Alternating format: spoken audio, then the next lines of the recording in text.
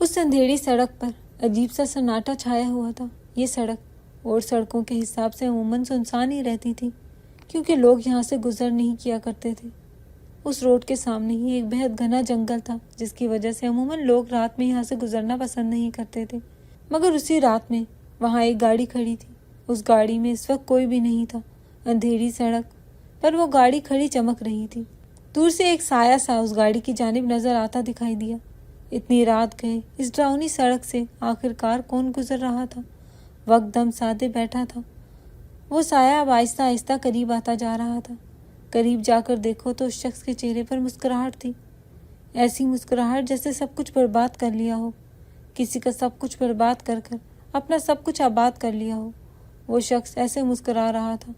اس کی مسکراہٹ سے اس وقت لوگوں کو صرف اور صرف خوف آ سکتا تھا۔ وہ اپنی گاڑی کے قریب آتا پراسرار انداز میں مسکرایا۔ کہا تھا نا کہ اگر کسی چیز پر سالم مرزا کا دل آ جائے تو وہ اس چیز کو کسی حال میں بھی نہیں چھوڑتا۔ افسوس ہے یار مجھے ان لوگوں پر جنہوں نے میری بات نہیں مانی۔ آج میں نے جو کچھ بھی کیا ہے یہ سب صرف اور صرف اسی وجہ سے کیا ہے۔ کاش وہ لوگ اس رات میری بات مان لیتے تو آج یہ سب نہ ہوتا۔ وہ فرنٹ سیٹ پر موجود اس بے ہوش وجود کو دیکھتے اپنے لب چباتا زخمی انداز میں مسکرایا۔ برا کرنا چاہتا نہیں تھا، مگر یہ دنیا برا کرنے پر مجبور کرتی تھی، جیسے آج بھی وہ مجبور تھا۔ وہ اپنی گاڑی پر ہاتھ پھیرتے اچھل کر اس پر بیٹھا تھا۔ وہ نازک وجود اب اس کے پاس تھا۔ اب تو ہر چیز سکون ہی سکون پہنچا رہی تھی۔ رات گئے اس اندھیری سڑک سے بھی خوف نہیں آ رہا تھا۔ اس سڑک کو لوگ پتہ نہیں کیا کیا نام دیتے تھے، مگر پھر بھی اس کو ایک لمحے میں بھی وہاں ڈر نہ لگا۔ اس اندھیری سڑک پر وہ اکیلے بیٹھا تھا۔ اندر وہ نازک وجود بے ہوش پڑا تھا۔ سامنے ہی گھنا جنگل ماحول کو مزید ڈراؤنا بنا رہا تھا۔ وہ یہاں وہاں دیکھتے مسکراتے ہوئے اپنی پینٹ کی پاکٹ سے سگریٹ نکالتا، اس کو لائٹر سے سلگاتے اس کے گہرے گہرے کش لینے لگا۔ سگریٹ سکون تو پہنچاتی تھی، مگر کتنا کچھ نقصان کر دیتی تھی وہ کسی کو نظر ہی نہیں آتا تھا۔ 2 سگریٹ پینے کے بعد وہ تیزی سے ڈرائیونگ سیٹ پر آ کر بیٹھا تھا۔ بے ہوش وجود اب بھی یوں ہی بے ہوش پڑا تھا۔ پسٹل اس کی لٹوں پر پھیرتے مسکرا دیا تھا۔ اف، روم روم میں سکون اتر رہا تھا۔ وہ اس کی ہو گئی تھی۔ اب بھلا کس چیز کا ڈر؟ دنیا میں یہی ایک عورت ہی تو تھی جس کی جدائی سے ڈر لگتا تھا۔ آج یہ اس کے ساتھ آ گئی تھی۔ اب وہ اس عورت کو خود سے جدا کرنے کا ارادہ نہیں رکھتا تھا، تو جدائی کا خوف روم روم سے نکل گیا تھا۔ وہ اس کا معصوم خوبصورت چہرہ دیکھتے مسکراتے ہوئے اس کے چہرے پر نرمی سے ہاتھ پھیر کر رہ گیا۔ اف، کیا مکھن ملائی چہرہ تھا نا۔ اس کی نگاہیں عمائرہ کے چہرے پر سے ہٹنے کے لیے انکاری ہوئی۔ وہ ٹائم دیکھتا گہری سانس لیتے پیچھے ہوا۔ رات آدھی سے زیادہ گزر گئی تھی۔ اب واقعی اس جگہ پر رہنا وہ بھی ایک لڑکی کو لے کر سیف نہیں تھا۔ وہ تیزی سے اپنی گاڑی دوڑاتے حویلی کی جانب ڈال گیا۔ گائے بھگائے وہ اس کو دیکھنے میں بھی مصروف تھا۔ اوف، اب اس عورت کا چہرہ دیکھ کر ہی اب وہ زندہ رہنے والا تھا۔ تقریباً آدھے گھنٹے کی ڈرائیو کے بعد اس کی گاڑی سیاہ حویلی کے آگے آ کر رکی۔ وہ حویلی کو دیکھتا مسکرا دیا۔ حویلی دیکھنے میں ہی پراسرار تھی۔ اس نے حویلی کو ایک بھرپور نگاہ سے دیکھتے رخ پھیرتے ہوئے اپنی نگاہ عمائرہ کے چہرے پر جمائی تھی، جو اب بھی بے ہوش تھی۔ 5 گھنٹے کا بے ہوشی کا انجیکشن دیا تھا، بنتا ہی نہیں تھا اتنی جلدی ہوش میں آ جانا۔ اس کا چاند چہرہ 14ویں کے چاند کی مانند چمک رہا تھا۔ وہ اس کے چہرہ دیکھتے کھو سا جاتا تھا۔ آج سے کئی ماہ پہلے اس عورت کو اپنا دل دیا تھا۔ کبھی کوئی الٹی سوچ اس کے حوالے سے اپنے دل میں نہیں لایا تھا، مگر اس لڑکی کے گھر والوں کو عزت راس نہیں آتی تھی۔ بھوری بھوری خوبصورت لٹیں اس کو بکھری بہت پیاری لگ رہی تھی۔ اس لڑکی کی ہر چیز خوبصورت تھی، یا اس کو ہی خوبصورت لگتی تھی، سمجھ نہیں آیا تھا۔ غرض یہ تھا کہ 27 سال کا وہ شخص جو آج تک ہر کسی کو دیکھ کر بس مغروریت سے منہ ہی موڑتا تھا، یہ ایک واحد عورت تھی جس کو دیکھ کر اس کی مغروریت نہیں چڑھتی تھی، بلکہ یہ عورت جب جب اس کو نظر آتی تھی تب اس کے لبوں پر مسکراہٹ پھیل جاتی تھی، اور غیر محسوس انداز میں جب جب وہ اس سے ملتا تھا تب اس کا دن اور بھی زیادہ خوبصورت گزرتا تھا۔ آج بھی خوبصورت دن گزر رہا تھا، بہت خوبصورت دن۔ میڈم بے ہوش تھی، مگر دن کو اور نظارے کو خوبصورت بنا دیا تھا۔ وہ نرمی سے اس کے گالوں پر ہاتھ پھیرنے لگا۔ گالوں میں خوبصورت سا ڈمپل ابھرتا تھا، جو ابھی شاید اس کے بے ہوش ہونے کی وجہ سے غائب تھا، یا شاید وہ مسکرا نہیں رہی تھی، شاید اسی لیے وہ ڈمپل نظر نہیں آ رہا تھا، مگر وہ اس ڈمپل کے بغیر بھی بے حد پیاری لگ رہی تھی۔ اس کو دیکھتے اس کی آنکھیں سرخ ہونے لگی۔ وہ اس کو دیکھتا گہری سانس لیتے ہی ڈرائیونگ سیٹ کا دروازہ کھولتا گاڑی سے نکلا۔ بہت رات ہو گئی تھی، اب مزید وہ اس کو لے کر سڑکوں پر نہیں رہ سکتا تھا۔ تیزی سے فرنٹ سیٹ کی جانب جاتے ہی وہ دروازہ کھولتا اس کو جھکتے اپنی گود میں اٹھا گیا۔ کسی اور کے ہاتھ میں وہ برداشت نہیں ہوتی تھی۔ نکاح نہیں تھا مگر اس کی نیت کوئی گندی نہیں تھی۔ وہ اس کا نازک پھولوں جیسا وجود اٹھائے تیزی سے گھر کے اندر داخل ہوا۔ ملازموں نے پلکیں ٹیڑھی کر کے اس کو دیکھا تھا مگر وہ سر جھٹکتے تیزی سے اپنے کمرے کے اندر جاتا، نرمی سے اس کے پھولوں جیسے وجود کو بستر پر لٹا گیا۔ 5 گھنٹے کا انجیکشن لگا تھا۔ 6.5-7 گھنٹے گزر چکے تھے۔ کسی بھی وقت اب اس کو ہوش میں آ جانا تھا، اور ہوش میں آنے کے بعد وہ کیا کرتی وہ تو پھر خیر آگے ہی معلوم ہونا تھا۔ وہ نرمی سے اس کے لٹوں کو اپنی انگلیوں پر لپیٹنے لگا۔ اس وجود سے اس نے اتنی محبت کی تھی کہ دور ہونا مشکل تھا۔ ساتھ ساتھ اس کے دل میں افسوس بھی تھا، ندامت بھی تھی۔ کاش اس کے گھر والے آرام سے مان جاتے تو آج یہ سب نہ ہو رہا ہوتا۔ اس کا معصوم چہرہ دیکھتے ہی لب بھینچ کر رہ گیا۔ اب آگے کا جو بھی پروسیس ہونا تھا زبردستی ہی ہونا تھا۔ پہلے اگر وہ لوگ آرام سے مان جاتے تو یہ شادی خوشی خوشی ہو جاتی، مگر خیر شاید نصیب میں زبردستی ہی لکھا ہوا تھا۔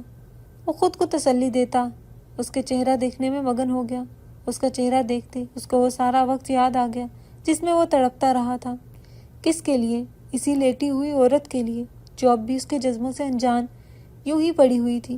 محبوب بڑا ہی کوئی ظالم ہوتا ہے، اس کا عاشق اس سے کتنی محبت کرتا ہے، محبوب کو ہوش بھی نہیں ہوتا۔ یہی اس کا اور امائرہ کا حساب تھا۔ اس کو امائرہ سے بے حساب محبت تھی، مگر امائرہ تو اس کی محبت کے بارے میں جانتی بھی نہ تھی۔ اف، بہت غلط کیا جان، تمہارے گھر والوں نے تمہارے ساتھ۔ کیوں وہ لوگ یہ سمجھے تھے کہ اگر وہ انکار کریں گے تو میں رک جاؤں گا؟ جان میں تو ان چیزوں کو نہیں چھوڑتا جو بے جان ہوتی ہے۔ سالم مرزا کو جو چیز پسند آ جائے پھر وہ اس کی ہی ہوتی ہے، اس کی نہ بھی ہو تو پھر بھی وہ دوسرے کے حلق میں ہاتھ ڈال کر نکال لیتا ہے، بھلے ہی وہ چیز ہلکی سے ہلکی کیوں نہ ہو۔ تم تو پھر میری جان تھی، میری محبت تھی، چاہے کچھ بھی ہو جاتا میں دنیا چھوڑ دیتا مگر تمہیں نہ چھوڑتا، مگر پھر بھی تمہارے گھر والوں نے مجھے یہ کرنے پر مجبور کیا۔ وہ اس کا چہرہ دیکھتے ہی مدہوش ہوا۔ یہ عورت بنا کچھ کیے ہی اس کو مدہوش کر دیا کرتی تھی۔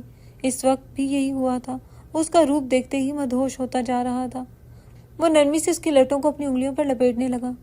اوف، کیا خوبصورت عورت تھی نا! اوپر سے دلہن کا جوڑا اس پر یوں جچ رہا تھا جیسے اس کے لیے ہی بنا ہو۔ یہ جوڑا اس نے کسی اور مرد کے لیے پہنا تھا۔ اس کا دل کر رہا تھا اس جوڑے کو تار تار کر دے، مگر ابھی یہ سب کرنے کا حق اس کے پاس نہیں تھا۔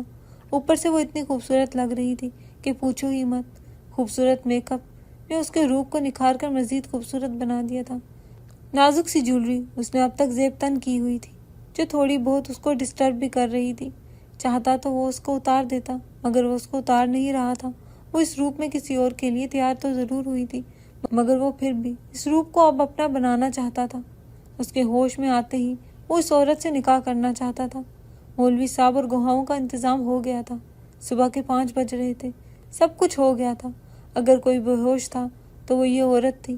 یہ ہوش میں آتی تو سارے کام اپنے آپ ہو جاتے، مگر ہائے رے یہ عورت شاید سونے کی کچھ زیادہ ہی شوقین تھی جو ہوش میں ہی نہیں آ رہی تھی۔ ابھی وہ بیٹھا ہی تھا کہ تبھی وہ انگڑائی لیتی اٹھ کر بیٹھی تھی۔ شکر ہے تم ہوش میں تو آئی، ورنہ میں تو سمجھ رہا تھا کہ تم چلی گئی ہو، مگر شکر ہے کہ تم زندہ ہو۔ وہ اس کا چہرہ دیکھتی خوفزدہ ہوتے پلنگ کی ہتھی سے جا لگی۔ اس شخص کا باقاعدہ چہرہ وہ تھوڑی دیر پہلے بھی دیکھ چکی تھی جب وہ اس کو پارلر سے اٹھا کر لایا تھا۔ اس کی ایک نہیں سنی تھی، زبردستی اس کو بے ہوشی کی دوا سنگھاتے وہ اپنے ساتھ لے آیا تھا اور پھر اس کو انجیکشن لگا دیا تھا۔ پارلر والیاں بھی اس سے منہ کھولے دیکھ رہی تھی، کوئی بھی اس کے آگے کچھ نہ کہہ سکا، اس لیے اس وقت بھی وہ چپ سے ہی بیٹھی تھی۔ چلو اٹھو جان، تمہارے سونے کے ناٹک نے پہلے ہی بہت دیر کر دی ہے۔ مولوی صاحب اور گواہان شاید باہر بیٹھے بیٹھے ہی سو گئے ہیں، اسی لیے اب اٹھو اور چلو باہر، پہلے نکاح کریں گے، نکاح کریں گے، پھر آگے کچھ ہوگا۔ وہ کھڑے ہوتا جلدی جلدی بولنے لگا۔ اس کی بات سنتے امائرہ کا چہرہ خوف سے سفید پڑا تھا، آواز حلق میں ہی دب کر رہ گئی تھی۔ کیا بولے کیا نہیں بولے سمجھ ہی نہیں آیا تھا۔ یہ شخص اس کے لیے نرا عذاب تھا۔ پہلے اس کی کوئی بات نہیں سنی تھی، اس سے اٹھا کر لے آیا تھا، نہ جانے اس کے گھر والوں پر کیا گزر رہی ہو۔ سوچ سوچ کر ہی اس کا دل گھبرانے لگا۔ اس کا باپ ہارٹ پیشنٹ تھا، ایک دفعہ اٹیک آ چکا تھا، اور یہ کوئی چھوٹی بات نہ تھی۔ اس کے باپ کو کچھ بھی ہو سکتا تھا۔ اپنے باپ کا خیال آتے وہ اپنے بائیں حصے کو مسلتی تیزی سے اٹھ کر بیٹھی تھی۔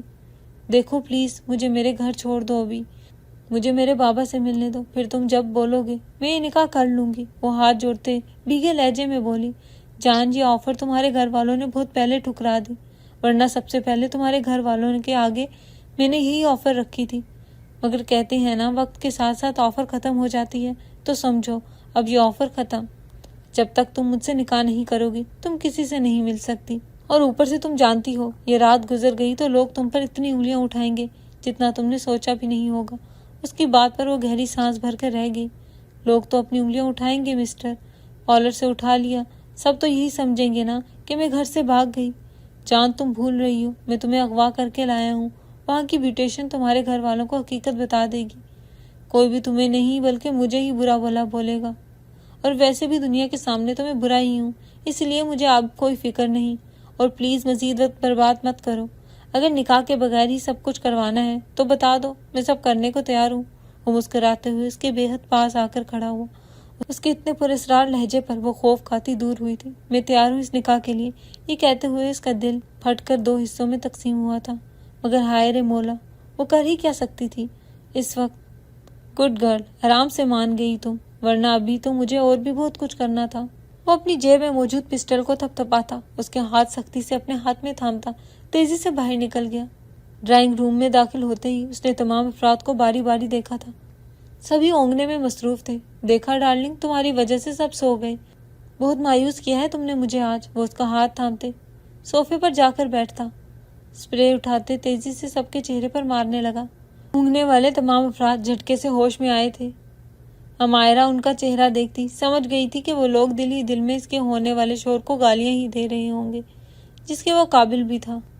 3 بار قبول ہے کہنے کے بعد وہ اپنے تمام حقوق سامنے بیٹھے اس درندے کو سونپ گئی، جس سے وہ سخت خوف کھاتی تھی۔ مولوی صاحب کا نکاح نامے پر دستخط لیتے تیزی سے سالم کی جانب گئے تھے، جو مسکراتے ہوئے اس سے ہی دیکھ رہا تھا۔ سالم بھی 3 بار قبول ہے کہتا اس عورت کو اپنے نکاح میں قبول کر چکا تھا، جس سے وہ بے حد محبت کرتا تھا۔ اس دنیا میں اگر کوئی وجود تھا جس سے اس کو محبت تھی تو وہ یہی تھی۔ باقی ماں باپ تو بچپن میں ہی چلے گئے تھے، پھر ساری دنیا نے اس کے ساتھ برا ہی تو کیا تھا۔ اس عورت نے بھی کم برا نہیں کیا تھا، مگر چلو محبت تھی تو معاف کیا۔ تمام افراد نے ان دونوں کو مبارکباد دیتے وہاں سے جا چکے تھے۔ تو کیسا لگ رہا ہے جان، میری مسز بن کر؟ وہ اس کے برابر آ کر بیٹھتا، نرمی سے اس کے ہاتھوں کو چوم گیا۔ امائرا نے اس کو دیکھتے جھٹکے سے اپنا ہاتھ دور کیا تھا۔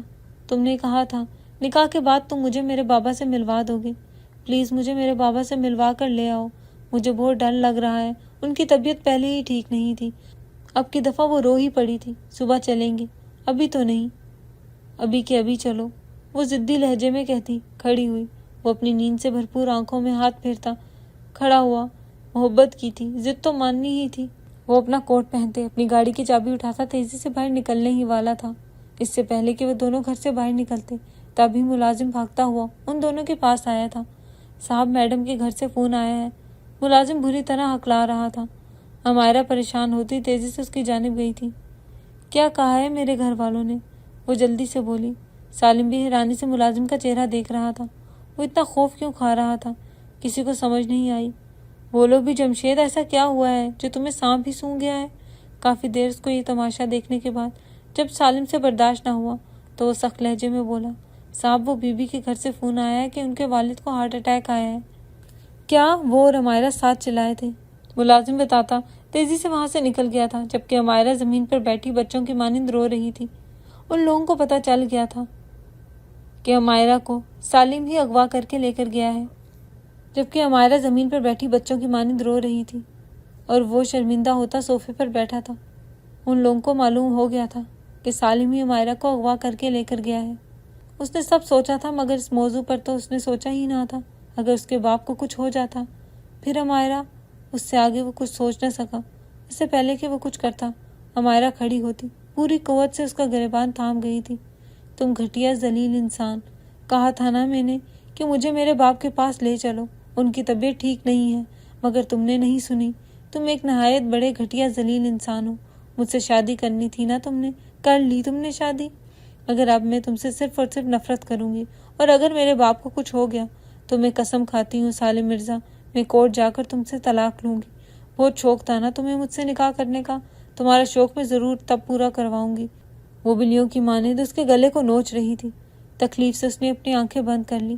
اس کی مینٹل حالت اس وقت وہ سمجھ سکتا تھا، اس لیے اس نے اس کو کچھ نہیں کہا۔ چلو ہمیں چلنا چاہیے۔ وہ ریش ڈرائیونگ کرتا ہاسپٹل جا رہا تھا۔ وہ جس ماتمی انداز میں رو رہی تھی، اگر گاڑی کی سپیڈ وہ ہلکی سی بھی ہلکی کر رہا تھا تو وہ یوں چلا رہی تھی جیسے اس نے اس کے ساتھ خدا نہ خواستہ زبردستی ہی کر دی ہو۔ اس نے اپنی گاڑی کی سپیڈ مزید بڑھاتے ہی ٹیڑھی نگاہوں سے اس کو دیکھا تھا۔ وہ اب بھی یوں ہی رونے دھونے میں مصروف تھی۔ ایک تو یہ لڑکیاں پتہ نہیں روتی کیوں ہیں۔ کچھ اچھا ہو تو روتی ہیں، کچھ برا ہو تو روتی ہیں۔ اپنے باپ کے لیے کم از کم وہ دعا تو کر سکتی تھی نا، مگر نہیں رو ایسے رہی تھی جیسے پتہ نہیں کیا ہو گیا ہو۔ تم رونا تو بند کر دو ہمائرا، وہ اپنے سر میں اٹھتی ٹیسوں کو دباتا نرم لہجے میں بولا۔ اس کی بات سنتے اس نے سخت نگاہوں سے اس کا چہرہ دیکھا تھا۔ تم کچھ نہ ہی بولو تو ہی تمہارے لیے اچھا ہوگا۔ کہا بھی تھا نا میں نے تم سے کہ مجھے میرے باپ سے میرے باپ سے پہلے ملوا دو، مگر نہیں، تم جیسے گھٹیا ذلیل انسان میں نے پوری زندگی میں نہیں دیکھا۔ سالم، تم نے بدلہ لیا ہے نا؟ میرے باپ نے جو تم سے نکاح کے لیے منع کیا تھا، تم نے اسی کا بدلہ لیا ہے نا؟ اس کی بات پر وہ لب بھینج کر رہ گیا۔ جب تم میرا رشتہ لائے ہوئے ہوگے گھر پر اور ابو نے منع کر دیا ہوگا، اسی لیے تم نے جان کر یہ حرکت کی ہے تاکہ میرے باپ کو کچھ ہو جائے۔ وہ چلا رہی تھی۔ ایسا کچھ نہیں ہے، میں نے تمہیں 1 مہینے پہلے تمہارے کالج میں دیکھا تھا۔ میں تم سے شادی کرنا چاہتا تھا، میں نے تمہارے گھر رشتہ بھی بھیجا تھا، مگر تمہارے والد صاحب نے یہ کہہ کر اس رشتے سے انکار کر دیا کہ تم کسی اور کو پسند کرتی ہو اور تمہاری شادی کسی اور سے ہو رہی ہے۔ اور میں سب برداشت کر سکتا تھا مگر یہ نہیں۔ میں نے تمہارے والد کو سمجھایا بھی تھا مگر وہ نہیں مانے، اور میں تمہیں کسی اور کے ساتھ نہیں دیکھ سکتا تھا، اسی لیے آج میں نے تمہیں اغوا کر لیا۔ مگر کہیں سے بھی مجھے یہ معلوم نہیں تھا کہ تمہارے ابو ہارٹ پیشنٹ ہیں، ورنہ میں اگر تم سے نکاح کرتا تو ان کے سامنے ہی کرتا۔ اس خوش فہمی میں مت رہنا کہ میں تمہیں چھوڑ دیتا، کرتا مگر ایسا نہ کرتا۔ وہ اس کو بتاتا ہوا گہری سانس بھر کر رہ گیا۔ غلطی اس کی تھی، وہ جانتا تھا۔ ہاسپٹل کے سامنے گاڑی روکتا وہ اللہ سے بے ساختہ دعا کرنے لگا۔ اگر اس کے والد کو کچھ ہو جاتا تو وہ زندگی بھر اس کو معاف نہیں کر پاتی۔ وہ کیا، وہ خود کو بھی معاف نہیں کر سکتا تھا۔ جو اس نے کیا تھا وہ کہیں سے بھی صحیح نہیں تھا۔ ہمائرا ہاسپٹل دیکھتی تیزی سے ہاسپٹل کے اندر داخل ہو گئی تھی۔ وہ ابھی اپنی گاڑی لاک کرتا جلدی اس کے پیچھے بھاگا تھا۔ ایمرجنسی روم کے باہر اپنے پورے سسرال کو کھڑے دیکھ وہ لب بھیج کر رہ گیا۔ سبھی اس کو یوں گھور رہے تھے جیسے وہ سارے شکاری ہوں اور وہ ان کا شکار۔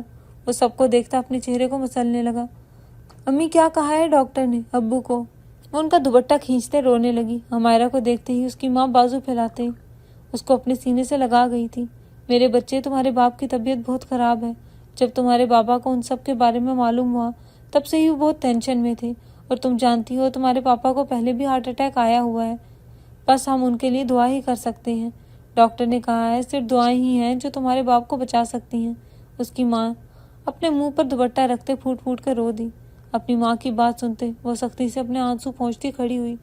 اس سب کا ذمہ دار صرف وہ شخص تھا جس نے اس کی زندگی برباد کر دی تھی۔ وہ کسی چیل کی مانند اس پر جھپٹتے، اس کے چہرے پر ایک زوردار تھپڑ جڑ چکی تھی۔ پورے کوریڈور میں سناٹا چھا گیا۔ کسی کو بھی ہمائرا سے اس چیز کی امید نہ تھی۔ سب تمہاری وجہ سے ہوا ہے ذلیل انسان، سب تمہاری وجہ سے۔ اگر میرے بابا کو کچھ بھی ہوا نا تو میں تمہاری جان اپنے ہاتھوں سے لوں گی، سنا تم نے؟ تمہاری گردن دبا کر تمہیں مار دوں گی۔ اس کے بعد اگر مجھے ساری عمر بھی جیل میں رہنا پڑا مجھے کوئی دقت نہیں ہے۔ ارے کہا تھا نا میں نے کہ مجھے میرے باپ سے ملوا کر لے آؤ، پھر بھلے جو کرنا ہے کر لو۔ مگر اس نے میری ایک نہیں سنی۔ اماں، اس نے میری ایک نہیں سنی۔ اگر بابا کو کچھ بھی ہوا تو ان کا قاتل یہ شخص ہے، یہ ذلیل شخص ہے۔ وہ زمین پر بیٹھتی چلائی۔ آتے جاتے لوگوں نے اس کو یوں چلاتے ہوئے دیکھا جبکہ سالم اب تک اپنے چہرے پر ہاتھ رکھا کھڑا تھا۔ وہ اس کو تھپڑ مار دے گی یہ اس نے سوچا نہیں تھا۔ اس کی آنکھیں اس وقت زخمی ہونے لگی۔ اس عورت سے اس نے اتنی محبت کی تھی کہ لفظوں میں بتانا مشکل تھا، اور وہ عورت تھی کہ اس کا دل توڑ کر کئی حصوں میں تقسیم کر چکی تھی۔ کوئی اور عورت اگر ہوتی تو اس کے ٹکڑے ٹکڑے کر دیتا، مگر یہ ہمائرا تھی اور اس کو تو اس کا قتل بھی معاف تھا۔ اس نے زخمی نگاہوں سے اس کی پشتے کی جو زمین پر بیٹھی یوں رو رہی تھی جیسے اس کا سب کچھ لٹ گیا ہو۔ اس کو یوں دیکھتے اس کے لب اب دوبارہ سے دعا کرنے لگے۔ ابھی وہ لوگ وہاں کھڑے ہی تھے کہ تبھی ڈاکٹر تیزی سے باہر آیا۔ تمام افراد تیزی سے ڈاکٹر کی جانب بھاگے۔ ڈاکٹر، میرے ابو کیسے ہیں؟ ہمائرا روتے ہوئے بولی۔ مبارک ہو مسز یوسف، آپ کے ہسبینڈ اب بالکل ٹھیک ہیں۔ جب آپ لوگ لے کر آئے تھے تو ایسا لگ رہا تھا نہیں بچیں گے، مگر اسے معجزہ سمجھے کہ وہ بالکل ٹھیک ہے۔ سبھی کی حلق سے ایک پرسکون سانس نکلی تھی۔ پیچھے کھڑا سالم یہ سنتا ہی نم آنکھوں سے مسکراتا تیزی سے ہاسپٹل کے کوریڈور سے نکلتا چلا گیا تھا۔ امائرہ اس کو یوں جاتے دیکھ اپنے بائیں حصے پر ہاتھ رکھ گئی تھی۔ کچھ تھا جو اس شخص کے ساتھ ساتھ ہی واپس چلا گیا تھا۔ بابا آپ ٹھیک ہیں؟ وہ یوسف صاحب کا ہاتھ چومتے روتے ہوئے بولی۔ یوسف صاحب اس کو ایسے روتے دیکھ مسکرا دیے تھے۔ ارے میرا بچہ، اتنا کیوں رو رہی ہو؟ ایسی کوئی بڑی بات تو نہیں ہے۔ ٹھیک ہو تو گیا ہوں میں، کچھ ہوا تو نہیں نا مجھے؟ اگر میں مر جاتا تب تمہارا ایسے رونا۔ اس سے پہلے کہ وہ اور کچھ کہتے، اس نے جلدی سے اپنے باپ کے منہ پر ہاتھ رکھ دیا۔ پلیز بابا ایسا مت بولا کریں، جان نکل گئی تھی ہماری بابا، اگر آپ کو کچھ ہو جاتا تو ہم مر جاتے۔ وہ یوسف صاحب کے سینے پر سر رکھتی پھوٹ پھوٹ کر رو دی۔ یوسف صاحب کی آنکھوں سے بھی 2 آنسو نکلتے تیزی سے کنپٹی میں جذب ہو گئے تھے۔ انہوں نے نرمی سے امائرہ کے بالوں میں ہاتھ پھیرنا شروع کیا۔ تمہارا شوہر نہیں آیا کیا؟ وہ چھت کو گھورتے دھیمے لہجے میں بولے۔ ان کے اس سوال پر وہ حیران ہوتی دور ہوئی تھی۔ بابا جان وہ بہت گھٹیا ہے، میں اس کو کبھی معاف۔ اس سے پہلے کہ وہ اور کچھ کہتی، یوسف صاحب نے اس کے لبوں پر ہاتھ رکھ دیا۔ تمہارا شوہر ہے وہ امائرہ، تم اپنے شوہر کو ایسے نہیں کہہ سکتی جو بیوی شوہر کی عزت نہیں کرتی۔ اللہ کی اس پر بڑی سخت لعنت ہوتی ہے، اور میں نہیں چاہتا کہ میری بیٹی لعنت لے۔ بابا جان آپ اس کی وجہ سے یہاں ہیں اور آپ اسی کو ڈیفینڈ کر رہے ہیں۔ اس کو ڈیفینڈ کرنا بنتا بھی ہے امائرہ، وہ تمہاری قدر کرنے والوں میں سے ہے، تمہیں چاہنے والوں میں سے ہے۔ جہاں میں تمہیں دے رہا تھا وہاں نہ تمہاری قدر تھی نہ کچھ، ان لوگوں کو صرف اور صرف تمہارے پیسے سے محبت تھی، اور ہم سمجھتے تھے کہ میری بیٹی کی اگر کوئی سب سے زیادہ قدر کرے گا تو وہ ارسلان ہی ہوگا۔ اف، ہم باپوں کو بھی پتہ نہیں کیوں ایسا لگتا ہے کہ ہم ہی اپنی بیٹی کے لیے اچھا فیصلہ کریں گے۔ جس شخص کو یہ کہہ کر ٹھکرا دیا تھا کہ تمہاری شادی کسی اور سے ہو رہی ہے، وہی شخص اچھا تھا۔ تمہیں پتہ ہے امائرہ، جب تمہاری بارات نہ آئی تو ان لوگوں نے تمہیں کیا کیا بولا ہے۔ اگر مجھے ہارٹ اٹیک آیا ہے تو وہ سالم کی وجہ سے نہیں آیا، وہ ان لوگوں کی وجہ سے آیا ہے جہاں میں تمہیں دے رہا تھا۔ تم پر، ہم پر ایسے گندے گندے الزام لگائے ہیں نا ان لوگوں نے کہ میں ان الزاموں کو دوبارہ سوچ بھی لوں تو شاید زندہ نہ رہ سکوں۔ ان کی آواز بھیگنے لگی۔ اپنے باپ کی بات سنتے ہی امائرہ کی ہتھیلیاں کپ کپا رہی تھیں۔ بے شک میں آج کہتا ہوں میرا فیصلہ غلط تھا امائرہ، میں تو شکر ادا کرتا ہوں کہ وہ شخص آ کر تمہیں لے گیا۔ اگر آج تمہارا وہاں نکاح ہو جاتا تو تم ان جیسے لوگوں کو عمر بھر جھیلتی۔ بے شک پھر اللہ اچھا ہی چاہتا ہے۔ اپنے باپ کی بات سنتے وہ دور ہوئی تھی، وہ جو کر چکی تھی۔ کیا اس کے بعد ان سب باتوں کا کوئی فائدہ تھا؟ اس کی آنکھوں میں آنسو آئے تھے۔ اس شخص کو کتنی بے رحمی سے وہ تھپڑ مار چکی تھی۔ تم اگر سالم کے ساتھ خوش رہو گی تو میں ٹھیک ہو جاؤں گا۔ پلیز، وہ مرد برا نہیں ہے، میں نے اس کو منع کر دیا تھا، اور کہتے ہیں اچھے رشتوں کو ٹھکرانا نہیں چاہیے، میں نے ٹھکرا دیا تھا۔ آج میں افسوس کرتا ہوں اس بات کا۔ جاؤ تم باہر، میں تھوڑا سونا چاہتا ہوں، یوسف صاحب سختی سے کہتے اپنی آنکھوں کو موند گئے تھے۔ وہ ان کا چہرہ دیکھتی خاموشی سے باہر نکل گئی۔ دل اتنا بھر رہا تھا کہ کوئی بھی الفاظ مل ہی نہیں رہے تھے دل ہلکا کرنے کو۔ ساری دنیا خراب تھی اور ان کے ساتھ وہ بھی خراب تھی۔ آج اس کو اس بات کا احساس ہو گیا تھا۔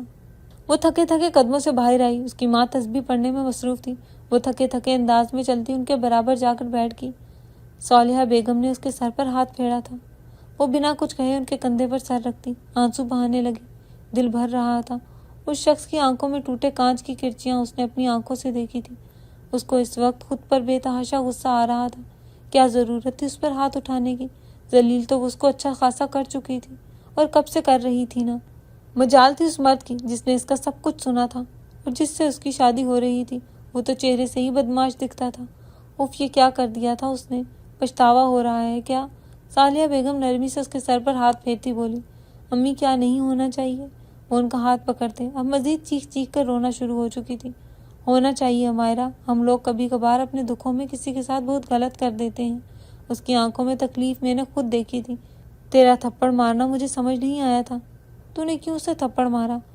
پہلے اس کے بارے میں کچھ پتہ تو کر لیتی۔ تیرے باپ نے اس کے بارے میں پتہ کرنے کی کوئی کوشش ہی نہیں کی، مگر تیرے بھائی نے اس کے بارے میں ساری چھان بین کروا لی تھی۔ بچپن میں ہی اس کے ماں باپ اس کو چھوڑ کر چلے گئے تھے۔ اس کے بعد خاندان والوں نے بھی اس کے ساتھ اچھا نہیں کیا تھا، اس لیے وہ ایسا بن گیا تھا۔ مگر تو اس کو سنبھال سکتی تھی، وہ تیرے سے محبت کرتا تھا، وہ بدل جاتا، مگر افسوس تو نے بھی وہی کیا جو اس کے ساتھ سب نے کیا۔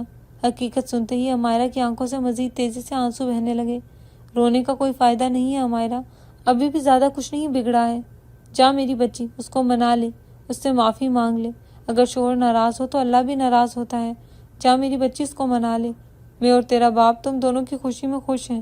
اگر تم دونوں خوش رہو گے تو ہم خوش رہیں گے۔ وہ نرمی سے اس کے آنسو صاف کرتی اس کی پیشانی پر اپنے لب رکھ گئی۔ امی میں مناؤں اس کو؟ وہ سوالیہ لہجے میں بولی، ہاں میری بچی، غلطی تیری ہے، تھپڑ اس نے نہیں بلکہ تو نے اس کو مارا ہے، اس لیے تجھے ہی منانا ہوگا۔ اب جاؤ، مجھے بھی تیرے باپ کے پاس جانا ہے۔ وہ اس کو دھکا دیتی کھڑی ہوئی۔ وہ اپنے آنسو صاف کرتی کھڑے ہوتے ہی اپنی چادر کو اپنے گرد گرد اچھے سے لپیٹتی تیزی سے ہاسپٹل سے نکل گئی۔ ہاں، اب وہ اس شخص کو منا لینے والی تھی، کیونکہ اس کی آخری منزل اب وہی شخص تھا۔ ہاسپٹل سے جب وہ نکلی تو صبح کے 8 بج رہے تھے۔ ساری رات ان سب جھمیلوں میں کٹ گئی تھی۔ اب اتنی صبح صبح کہیں جانا اسے برا بھی لگ رہا تھا، مگر اس شخص کو وہ خود سے ناراض نہیں رہنے دے سکتی تھی۔ وہ اپنی چادر کو اچھے سے لپیٹتی فٹ پاتھ پر چلنے لگی۔ ابھی گاڑیاں رستوں پر نہیں نکلی تھی۔ وہ تھوڑا ہی آگے گئی جب اس کے سامنے سے ایک گاڑی رکی۔ اس وقت اس کو وہ گاڑی کوئی معجزہ ہی لگی۔ وہ اس گاڑی کو روکتے ہی اس کی پچھلی سیٹ پر جا بیٹھی۔ اس کو راستہ بتاتے ہوئے دل ہی دل میں اللہ کا شکر بھی ادا کر رہی تھی۔ اگر یہ گاڑی اس وقت اس کو نہ ملتی تو پھر وہ اور مزید اپنے گھر سے دور نہیں رہ سکتی تھی۔ دل جسم میں چھپا بری طرح دھڑک رہا تھا۔ وہ مان نہیں رہی تھی، مگر وہ ہو چکا تھا جس کے لیے وہ اب تک تیار نہیں ہوئی تھی۔ کل تک اس شخص کے ساتھ اس نے اتنا کچھ کیا تھا، اور جاتے جاتے وہ شخص اس کا دل اپنے ساتھ لے گیا۔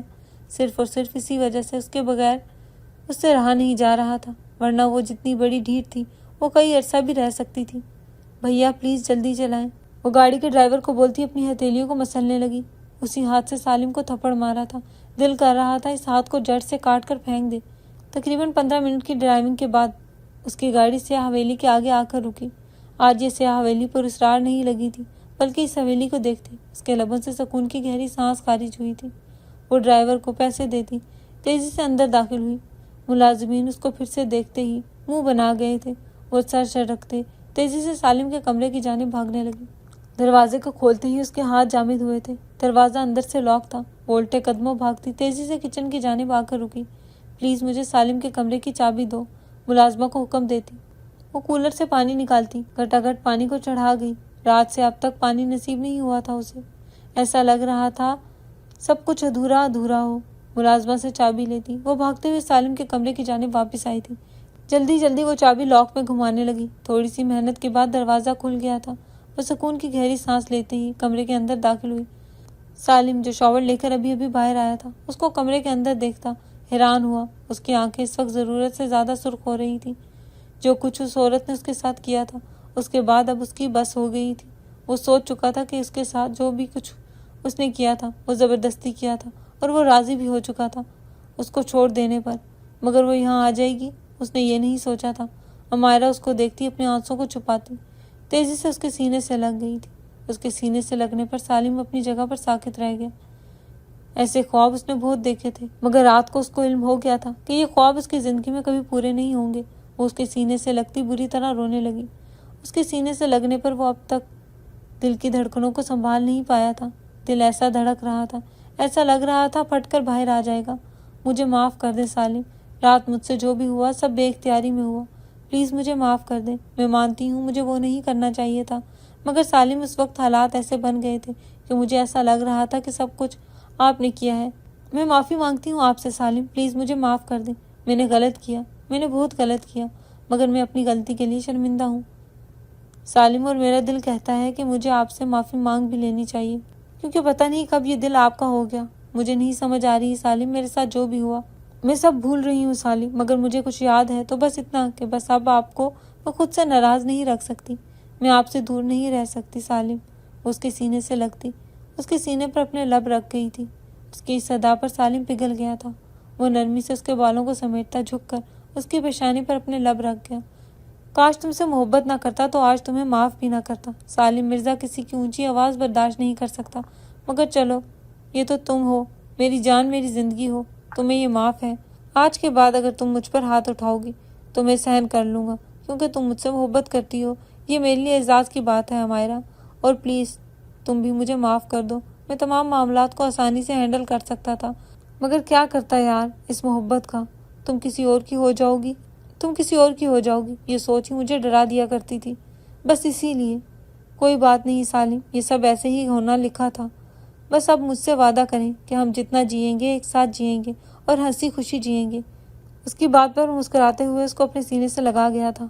خوشیاں ان دونوں کی منتظر تھی، تقدیر دور کھڑے مسکرائی تھی۔